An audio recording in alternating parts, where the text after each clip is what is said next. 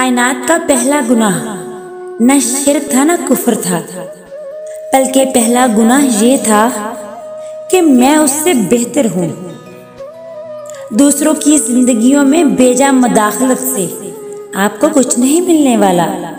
यकीन कीजिए, आपकी अपनी जिंदगी में बहुत कुछ ऐसा है जो आपकी तवज्जो का मोहताज है।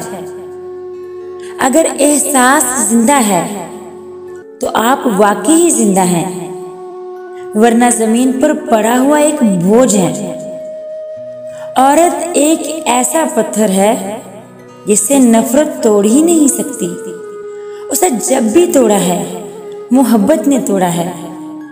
राबता हद से बढ़ जाए तो गम मिलते हैं, राबता हद से बढ़ जाए तो गम मिलते हैं। इसीलिए हम हर किसी से कम मिलते हैं। रिश्ते अगर थोड़े बिखर जाएं तो समेटने वाले कम, आग लगाने वाले ज्यादा मिल जाते हैं।